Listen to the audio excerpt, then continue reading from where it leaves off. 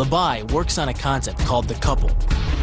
Basically, it's two levers linked at a single fulcrum, the elbow lock. And it doubles the foot-pounds of torque you can generate when compared to a single-arm lock. There's more than enough force to flip an opponent to the mat or dislocate his elbow. By using the twisting motion of the torso to drive the strike, the business end of the hardwood fighting stick can quickly accelerate to more than 25 miles per hour. On contact with the skull, the energy is enough to cause a depressed fracture. It's the same injury-producing force as being hit in the temple by a hammer. Balayage Pamali relies on something called a flexion moment imparted to the neck to do damage. An average man's neck can withstand about a 140 foot-pound flexion moment. Beyond that, soft tissue and even vertebrae can be crushed. By bringing your weight down fast, this move could easily deliver twice that amount of force. And it wouldn't just end a fight, it could leave your opponent paralyzed or dead.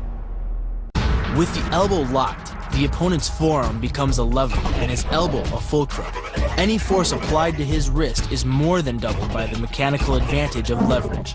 By jerking hard on the arm, you can easily hyperextend the elbow, the same kind of injury that you'd sustain falling hard onto your outstretched arm.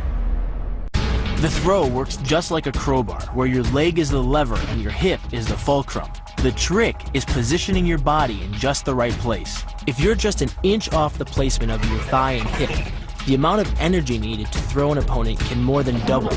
But performed correctly, Uchimata requires almost no energy, yet it can deliver up to 5,000 pounds of force.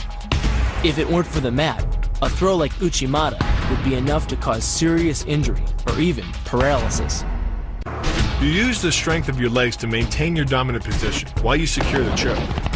Just a few pounds of pressure on the collar of his gi is enough to reduce the blood flow to the brain to a trickle and end the match. Hold this move for 10 seconds and the fighter will black out.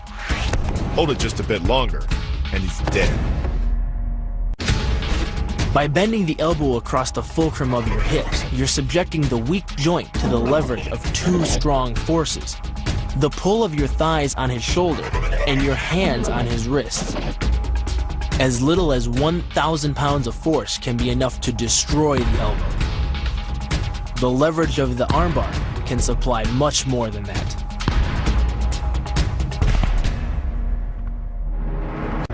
The sacrifice throw is a simple lesson in conservation of energy. The stronger the opponent attacks, the further he gets thrown.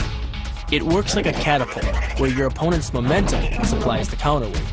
The faster he's going, the further he's going to fly, and the harder he's going to land. Because you don't have time to cock your arm in a surprise attack, bursting's effectiveness doesn't come from the rotational power of the torso.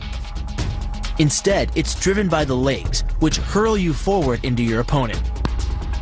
Both the block and the strike land with 300 pounds of force, more than enough to collapse the windpipe or fracture the delicate bones of the face. Doing the 360 defense requires you keep your body in motion at all times, using your arms to defend different angles of attack. The key is keeping your arms at an oblique angle, with your hands open and straight, so that you don't take any blows straight on. Each is deflected down the angle of your forearm, which reduces its impact. During the choke, your opponent is relying on his grip strength and outstretched arms to maintain the choke. The strength of your back and shoulder muscles is greater than the applied force of your opponent's hold, so it doesn't take much to break his grip. And the closer your hands are to your own neck, the greater the leverage. The disarm is basically a judo wrist lock and uses many of the same principles. By pulling your attacker forward as you turn, he loses his balance, giving you control of his wrist. The barrel of the gun then becomes a lever, allowing you to take the gun.